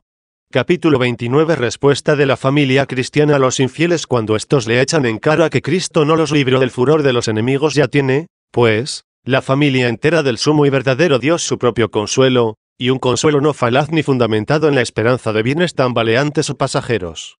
Ya no tiene en absoluto por qué estar pesarosa ni siquiera de la misma vida temporal, puesto que en ella aprende a conseguir la eterna, y, como peregrina que es, hace uso, pero no cae en la trampa, de los bienes terrenos. Y en cuanto a los males, o es en ellos puesta a prueba, o es por ellos corregida. Y los paganos, que, con ocasión de sobrevivir tal vez a algunos infortunios temporales, insultan su honor, gritándoles: ¿Dónde está tu Dios? 49. Que digan ellos dónde están sus dioses, puesto que están padeciendo precisamente aquellas calamidades contra las que, para evitarlas, les tributan culto o pretenden que hay que tributárselo. He aquí la respuesta de la familia cristiana: mi Dios está presente en todas partes está todo Él. No está encerrado en ningún lugar, puede hallarse cerca sin que lo sepamos y puede ausentarse sin movimiento alguno. Cuando me azota con la adversidad, está sometiendo a prueba mis méritos o castigando mis pecados. Yo sé que me tiene reservada una recompensa eterna por haber tolerado religiosamente las desgracias temporales. Pero vosotros, ¿quiénes sois para merecer que se hable con vosotros ni siquiera de vuestros dioses, cuanto menos de mi Dios, que es más temible que todos los dioses, pues los dioses de los gentiles son demonios, mientras que el Señor ha hecho el cielo? 50. Capítulo 30. Los que se quejan del cristianismo están deseando rebosar en prosperidades vergonzosas si todavía estuviese vivo el famoso Escipión Nasica, en otro tiempo vuestro pontífice, elegido unánimemente por el Senado, como el hombre más virtuoso para recibir la sagrada imagen de Frigia bajo el terror de la guerra púnica. ¿No os atreveríais quizá a mirarle al rostro? ¿Sería él en persona quien frenaría vuestra actual desvergüenza? ¿Por qué os quejáis del cristianismo cuando os azota la adversidad? ¿No es porque estáis deseando gozar con seguridad de vuestros excesos y nadar en las aguas corrompidas de vuestras inmoralidades, lejos de toda molestia incómoda? Anheláis tener paz y estar sobrados de toda clase de recursos, pero no es para hacer uso de ellos con honradez, es decir, con moderación y sobriedad, con templanza y según las exigencias de la religión, sino para procuraros la más infinita gama de placeres con despilfarros insensatos, y en tal prosperidad dar origen en vuestra conducta a unas depravaciones peores que la crueldad de los enemigos. Pero este vuestro querido Escipión, pontífice máximo, declarado como el hombre más honrado de la República por el Senado en pleno, temía que os fuera a sobrevenir esta desgracia, y por eso rechazaba la destrucción de Cartago, rival entonces del poder romano, y se oponía a Catón, que abogaba por su ruina. Temía la seguridad para los espíritus débiles como a un enemigo, y veía que era necesario el terror como tutor adecuado para esta especie de ciudadanos menores. No se equivocó Escipión, fue la realidad la que le dio toda la razón. En efecto, destruida Cartago, es decir, alejado y desaparecido de Roma el terror, inmediatamente comenzaron a surgir, como consecuencia de la situación próspera, enorme cantidad de lacras, la concordia mutua se resquebrajó y llegó a romperse. Primeramente por rebeliones encarnizadas y sangrientas, e inmediatamente después por una complicación de sucesos desafortunados, incluso con guerras civiles, se produjeron tales desastres, se derramó tanta sangre, se encendió un tal salvajismo con avidez de destierros y rapiñas, que los romanos, aquellos que en tiempos de su vida más íntegra temían desgracias por parte del enemigo, ahora, echada a perder esa integridad de conducta, tenían que padecer mayores crueldades de sus propios compatriotas. La misma ambición de poder, uno de tantos vicios del género humano, pero arraigado con mucha más fuerza en las entrañas de todo el pueblo romano, una vez vencidas algunas de las principales potencias, aplastó bajo el yugo de su servidumbre a las restantes, ya deshechas y fatigadas. Capítulo XXX. Y la corrupción, en una constante escalada, impulsó en los romanos la pasión de dominio. Y cuando iba a quedar satisfecha tal ambición en estos espíritus tan orgullosos, más que cuando llegasen a poseer el dominio absoluto, tras escalar todos los honores. En efecto, no habría la posibilidad de continuar manteniendo tales honores si no hubiera una ambición superior. Pero jamás la ambición se adueñaría si no es en un pueblo corrompido por la avaricia y el desenfreno. Y en avaro y desenfrenado se convirtió el pueblo romano por la prosperidad, aquella prosperidad de la que el famoso Nasica, con penetrante visión de futuro, opinaba que se debía evitar, oponiéndose a la destrucción del mayor, el más fuerte y más opulento estado rival. De esta manera el temor reprimiría la pasión. Con la pasión así reprimida, no se caería en el desenfreno, y contenido éste, no asomaría la avaricia. Teniendo atajados estos vicios florecería y se incrementaría la virtud, tan útil a la patria. La libertad, compañera de la virtud, estaría siempre presente. Por esta misma razón y por el amor tan previsor a su patria, este vuestro pontífice máximo en persona, designado, no lo repetiremos nunca bastante, con plena unanimidad por el Senado de su tiempo, como el hombre más honrado, hizo que el mismo Senado retirase su proyecto, tan ansiado, de construir un teatro. En su discurso, lleno de gravedad, logró persuadirlos para que no consintieran la infiltración de la milicia griega en la conducta varonil de su patria, y no tolerasen el desmoronamiento y la muerte de la virtud romana por causa de una advenediza depravación. Fue tal el poder de sus palabras, que el Senado cambió sus disposiciones, prohibió que en adelante se colocaran los asientos, que ya empezaba la ciudad a ordenar en grupos, a la hora del espectáculo de los juegos. Con qué celo no habría desterrado de Roma este hombre hasta los mismos juegos escénicos si hubiera osado resistir a la autoridad de los que creía dioses. No se daba cuenta de que eran funestos demonios o, si lo sabía, más bien pensaba se les debía aplacar que menospreciar. Todavía no se había hecho luz ante los gentiles sobre aquella doctrina de lo alto, que pudiera cambiar las aspiraciones humanas y, limpiando el corazón por la fe, tendiese a los bienes celestes y supracelestes con humilde espíritu religioso, quedando liberado de la tiranía de los hinchados demonios. Capítulo XXX. Y institución de los juegos escénicos. A pesar de todo, sabedlo quienes lo ignoráis y los que fingís ignorarlo. Tenedlo en cuenta, vosotros que murmuráis contra el que os libró de tales tiranos, los juegos escénicos, espectáculo de torpezas y desenfreno de falsedades, fueron creados en Roma no por vicios humanos, sino por orden de vuestros dioses. Sería más tolerable el haber concedido los honores divinos al Escipión aquel que dar culto a dioses semejantes. Porque no eran estos mejores que su pontífice. A ver si ponéis atención, si es que vuestro espíritu, emborrachado de errores desde hace tanto tiempo, os permite hacer alguna consideración que valga la pena. Los dioses ordenaban exhibiciones de juegos teatrales en su honor para poner un remedio a vuestros cuerpos apestados. El pontífice, en cambio, prohibía la construcción del teatro mismo para evitar que vuestras almas quedaran apestadas. Si os queda una chispa de lucidez para dar preferencia al alma sobre el cuerpo, elegid a quién de los dos deberéis dar culto, si a vuestros dioses o a su pontífice. Y no se calmó aquella epidemia corporal precisamente porque en un pueblo belicoso como este, acostumbrado hasta entonces únicamente a los juegos de circo, se infiltró la manía refinada de las representaciones teatrales. Al contrario, la astucia de los espíritus malignos, adivinando que aquella peste iba a terminar a su debido tiempo, puso cuidado en inocular, Con ocasión de ello, otra mucho peor y de su pleno agrado, no en los cuerpos, sino en las costumbres. Esta segunda plaga les ha cegado el espíritu a estos desdichados con tan espesas tinieblas, y se los ha vuelto tan deformes, que todavía ahora, si llega a oídos de nuestra posteridad quizás se nieguen a creerlo, recién devastada Roma, aquellos contagiados de esta segunda peste, que en su vida han logrado llegar a Cartago, a porfía se vuelven locos por los histriones diariamente en los teatros. Capítulo XXX y los vicios de los romanos, que no se corrigieron por la destrucción de la patria. O inteligencias que ya no entienden. ¿Qué equivocación es esta? Mejor dicho, ¿qué frenesí es este? Según nuestras noticias, mientras todos los pueblos de Oriente y las ciudades más relevantes de los lugares más remotos de la tierra lamentan vuestro desastre, y declaran público luto, y se muestran inconsolables, vosotros, a buscar teatros, a meteros en ellos y abarrotarlos para volverlos todavía más estúpidos de lo que eran antes. Era esta bajeza y esta peste de vuestras almas, esta perversión de la integridad y de la honradez la que temía en vosotros Escipión cuando ponía el veto a la construcción de teatros, cuando veía que la prosperidad os podía asumir en la corrupción, cuando se negaba que estuvierais asegurados del terror enemigo. Nunca creyó él en la felicidad de un estado de erguidas murallas, pero arruinadas costumbres. Sin embargo, en vosotros tuvo más poder la seducción impía de los demonios que las advertencias de los hombres precavidos. Por eso los males que cometéis no queréis que se os imputen, mientras que los males que padecéis se los imputáis vosotros al cristianismo. Ni siquiera en vuestra seguridad buscáis la paz de vuestra patria, sino la impunidad de vuestro desenfreno. Vosotros, que, viciados por la prosperidad, tampoco habéis sido capaces de corregiros en la adversidad. Quería manteneros el célebre Escipión en el temor el enemigo para que no os deslizarais hacia la molicie. Y vosotros, ni hechos trizas por el enemigo le habéis puesto freno a esa molicie. Habéis echado a perder los frutos aprovechables de la desgracia.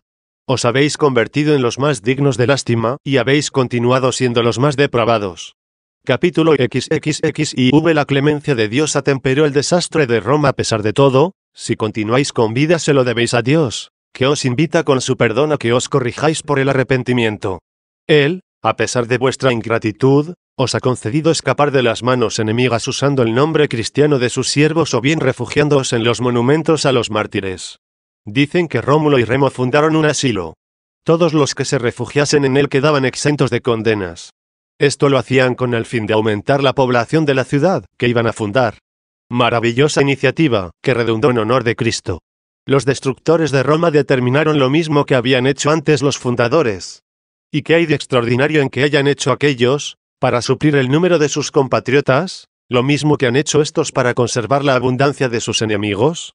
Capítulo XXX en medio de los paganos hay hijos de la Iglesia, y dentro de la Iglesia hay falsos cristianos. Estas y otras semejantes respuestas, y posiblemente con más elocuencia y soltura, podrán responder a sus enemigos los miembros de la familia de Cristo, el Señor, y de la peregrina ciudad de Cristo Rey. Y no deben perder de vista que entre esos mismos enemigos se ocultan futuros compatriotas. No vayan a creer infructuoso el soportar como ofensores a los mismos que quizá un día los encuentren proclamadores de su fe. Del mismo modo sucede que la ciudad de Dios tiene, entre los miembros que la integran mientras dura su peregrinación en el mundo, algunos que están ligados a ella por la participación en sus misterios y, sin embargo, no participarán con ella la herencia eterna de los santos. Unos están ocultos, otros manifiestos. No dudan en hablar, incluso unidos a los enemigos, contra Dios, de cuyo sello sacramental son portadores. Tan pronto se encuentran entre la multitud pagana, que llena los teatros, como entre nosotros en las iglesias. No hay por qué desesperar en la enmienda de algunos, incluso de estos últimos, mucho menos cuando entre nuestros enemigos más declarados se ocultan algunos predestinados a ser nuestros amigos, y que ni ellos mismos lo saben. Entrelazadas, de hecho, y mezcladas mutuamente están estas dos ciudades, hasta que sean separadas en el último juicio. Voy a exponer mi opinión sobre el origen de ambas, su proceso evolutivo y el final que les corresponde, según la ayuda que reciba de Dios. Todo a gloria de la ciudad de Dios, que brillará con más claridad en contraste con sus opuestos. Capítulo XXXV y tema del resto de la obra. Me quedan todavía varias cosas que replicar a quienes achacan los desastres del Estado romano a nuestra religión, por obra de la cual existe prohibición de sacrificar a sus dioses. Voy a hacer mención de todas aquellas desgracias que vengan a propósito, tanto por su número como por su magnitud, y que puedan parecer suficientes, soportadas por Roma o las provincias a ellas sometidas, antes de la prohibición de sus sacrificios. Sin duda alguna que nos las cargarían todas a nosotros, si nuestra religión se hubiera ya hecho luz ante ellos o les hubiera puesto el veto a sus cultos sacrílegos. En segundo lugar, voy a exponer el motivo por el que el Dios verdadero se dignó prestar su auxilio a algunas formas de su conducta para engrandecer el dominio de Roma. Veremos también cómo el poder de quienes ellos llaman dioses de nada les ha servido. Al contrario, les ha perjudicado profundamente con sus patrañas y sus mentiras. Tomaré la palabra, por fin, contra aquellos que, ya refutados y convictos con pruebas evidentísimas, ponen gran celo en sostener la obligación de darles culto, no precisamente buscando un provecho en la presente vida, sino más bien para la vida de ultratumba. Tema este, si no me equivoco, mucho más complicado, bien digno de una delicada discusión. Se trata nada menos que de discutir contra los filósofos, y no unos filósofos cualesquiera, sino los que gozan ante ellos de la más encumbrada fama, y que están de acuerdo con nosotros en muchos puntos. Por ejemplo, la inmortalidad del alma, la creación del mundo por el verdadero Dios, la providencia divina, gobernadora de todo lo creado. Pero como deben quedar también refutados aquellos puntos en que disienten de nosotros, tomaremos esto como un deber ineludible, de forma que se resuelvan, con la ayuda de Dios, las objeciones contra la religión y luego dejemos firmemente asentada la ciudad de Dios, la verdadera religiosidad y el culto divino, en el cual únicamente se halla la verídica promesa de la felicidad eterna. Quede así terminado este libro, y emprendamos un nuevo camino, según el plan trazado.